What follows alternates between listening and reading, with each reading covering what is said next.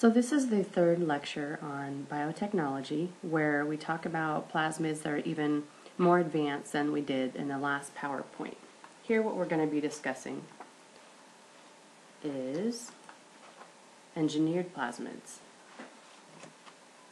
Now engineered plasmids are basically custom plasmids that have a little bit more refinement than what we had in the past one.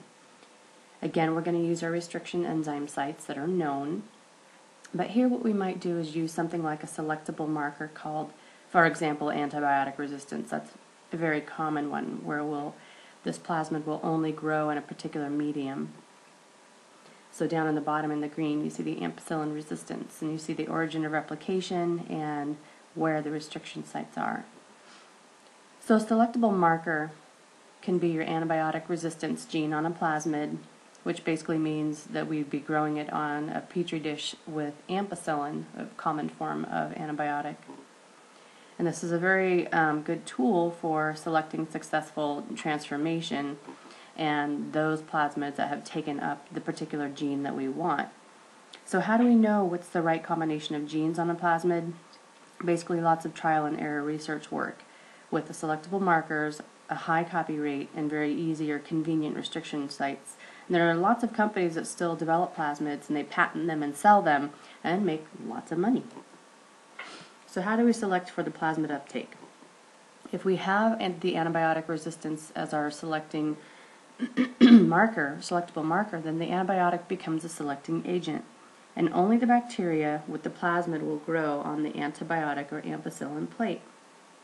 So on the left you have a generic nutrient broth plate. On the right you have a plate with that broth plus ampicillin within it. So on the left, all bacteria grow on this plate, whereas on the right, only those bacteria that have the gene for ampicillin resistance, in other words, they're resistant to antibiotics, will grow. And because those are the plasmids that we have transformed and inserted the gene that we wanted, then we know these are the bacteria that we want. And these have been cloned on that plate because they have had the nutrients that they need to grow. So we need to screen our plasmids. We need to make sure the bacteria have the recombinant plasmid. So here are all of your restriction sites. And in this case we're looking at a different gene called the LAC-Z gene, but we also have the ampicillin resistance down in the bottom. Now in this case there's a gene that makes lactose convert into a blue color. And that would be the LAC-Z gene. Now if we have another gene of interest that's been inserted and the LAC-Z gene is broken, then these will not turn blue, and this would be an indicator of which plasmid is the one that we wanted if it didn't turn blue. So when we screen for that recombinant plasmid, here the bacteria have taken up the plasmid and they have the functional LAC-Z gene because the bacteria produce a blue color. Now on the right, we can't of course see the plasmids themselves, but we can look at the entire cell. Here the bacteria have taken up the recombinant plasmid and have a non-functional LAC-Z gene, and the bacteria stay a white color. So which colonies do we want? Hopefully you said the white ones. So now how do we find that gene of interest? How do we get to that?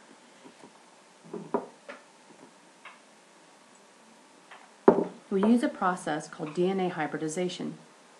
We find the sequence of DNA using a labeled probe.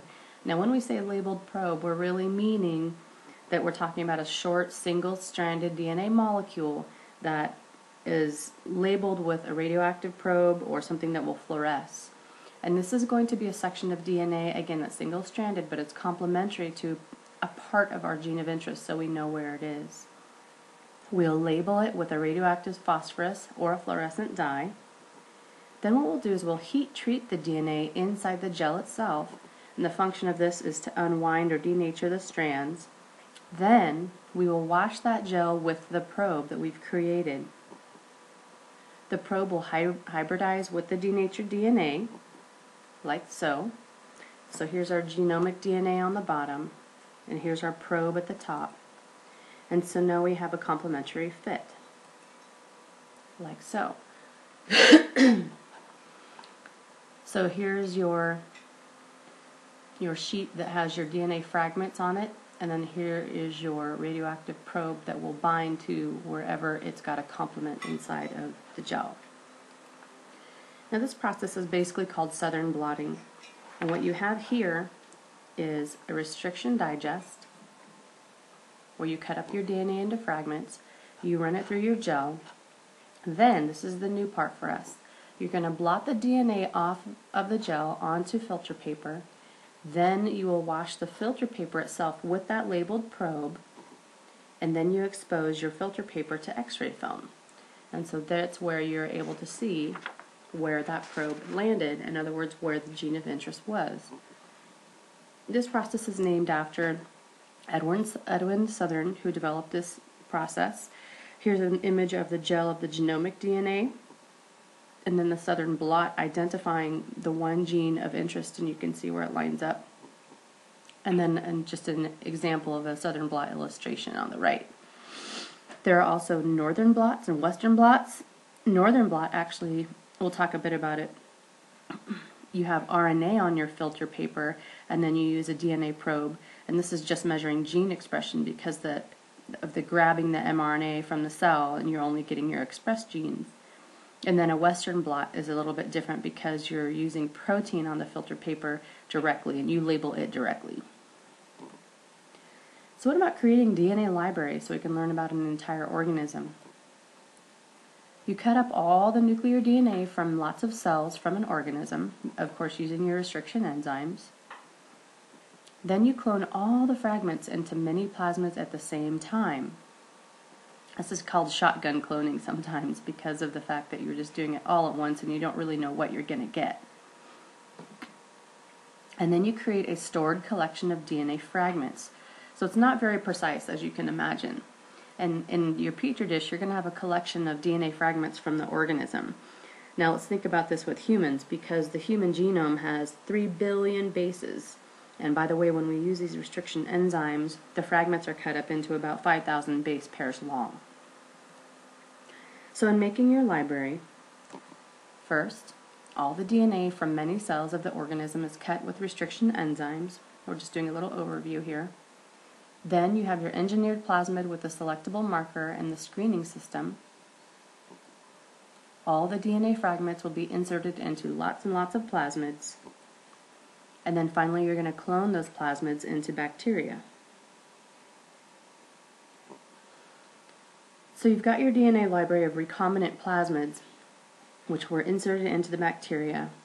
And in one of them, or several of them, you don't know which, is your gene of interest. And your DNA library is basically a plate of bacterial colonies that are storing and copying all the genes from an organism, for example, from a human. But how do we find a colony with our gene of interest? You've got about, if I said we have 3 billion bases for the human genome, and the fragments are cut into about 5,000 bases long, that's about 600,000 fragments per cell. You have to use so many cells to make sure you have a complete set in the library, so you may have millions of cells that you extracted the DNA from. So you would need millions of colonies, which means the human genome cloned into bacteria would be in a walk-in freezer full of petri dishes. That's not exactly efficient. So back to finding our gene in the DNA library. How do you find that gene of interest? You need to find your gene that you need, and in order to find your gene, you really should have some of that gene sequence, know a little bit about it. Maybe if you know the sequence of the protein, then you can guess the part of the DNA sequence by back translating from the protein to the DNA. Basically, the central dogma backwards. If you have the sequence of a similar gene from another organism, you could even use part of that sequence. So we're not completely without information. So which bacterial colony has our gene? It's like finding a needle in a haystack. There's a process called colony blots. Here you've got your cloning that's occurred, the plate with bacterial colonies carrying your recombinant plasmids. Then what you do is you take a piece of filter paper, this is called replicate plate, and you press the filter paper onto the plate and take a sample of the cells from every colony. Then you hybridize. You heat the filter paper to denature the DNA, wash the filter paper with a radioactive probe, which only attaches to the gene of interest. So this is kind of like our southern blot. And then lastly, by exposing your film to X-rays, you can locate the colony on the plate that's got the particular gene of interest. So this is a little more precise than what we talked about last. But still, there are problems. For the human genome library, for example, are there only genes in there? Think again about eukaryotic DNA. No, there's a lot of junk. The human genomic library has more junk than genes in it. We need to clean up the junk. If you want to clone a human gene into bacteria, you can't have introns, right? So, how do we get rid of the introns? One idea is to not start with the DNA, but to use mRNA instead. You get a copy of the gene without the junk. But remember, back to our picture, you need the DNA to clone into the plasmid. The plasmids aren't going to take up RNA. So how do we get from mRNA to DNA? If we can think like a virus, then we can think of reverse transcriptase, which will basically take the mRNA and convert it into DNA. We got this idea from retroviruses. So if we can use reverse transcriptase, then we can get to DNA. Pretty clever. We're such smart little beasts. Another idea is copy DNA libraries, or CDNA libraries, a collection of only the coding sequences of expressed genes. So in this case, what's happened is in the cell, we allow the introns to be cut out by the post-transcriptional modification, or the RNA splicing, and here we have our mRNA with no introns. Then we use reverse transcriptase. Now you can see that the mRNA has been isolated from the cell.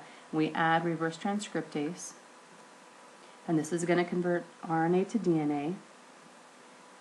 And again, that's from retroviruses that was isolated. And then we clone this into a plasmid. Some applications. We just need the edited DNA for expression in bacteria. For example, human insulin. Can you imagine how much that first insulin clone was worth to the company that makes it, Genentech? Just one little piece of DNA in a plasmid was worth billions. We put them on the map and built them a multi-billion-dollar biotech company. So this does have some very important applications. So where do we go next? When a gene is turned on, it creates a trait. We want to know what gene is being expressed. We can extract mRNA from the cells, and then remember, mRNA basically means active genes. So how do you match mRNA back to the DNA in the cells? Reverse transcriptase. So that kind of puts it all together for you. Let's look at another last method called microarrays. Here you have a big slide with little spots of DNA, and each spot basically means one gene. You create a slide with a sample of each gene from the organism, and again, each spot is a gene. Then you convert your mRNA to your labeled copy DNA, so you can see some of the processes and methods that we've talked about coming together in one big analysis in the end. So you have your mRNA from the cells, from your tissue. You've got your mRNA molecules that you used that you harvested after transcription. And then we use reverse transcriptase to create our CDNA, and then they are labeled. Then your labeled copy DNA will hybridize with the DNA that you already have on the slide. And then each yellow spot is a gene that matches to the mRNA. In other words, one expressed gene. So we've got our copy DNA matched to the genomic DNA, so we can figure out exactly which genes are being expressed. This was developed by Pat Brown in Stanford in the late 1980s, and he realized that we really needed an automated system like a robot spotter. He designed a spotter and put the plans on the internet so that the scientific community can benefit rather than trying to make a bunch of money. So what are some applications of the microarrays DNA chip, as it's called? You could use 2 colors of fluorescent tagging. You can compare treatments or conditions and measuring the change in the gene expression. For example, you can compare sick versus healthy cells, cancer versus normal cells, and which genes are being expressed. You can look at before versus after treatment with a drug, or different stages of development. And you can use a color coding system, label each condition with a different color. So red may be a gene expressed in one sample, a gene expressed in a different, etc., etc. And maybe black has no or low expression in both. So you have to have the ability to compare colors, so you need to use at least 2 colors. A very, very powerful research tool. So I hope that this has walked you through some of the more advanced techniques that we have in biotechnology and maybe gotten you a little bit excited about how this all works.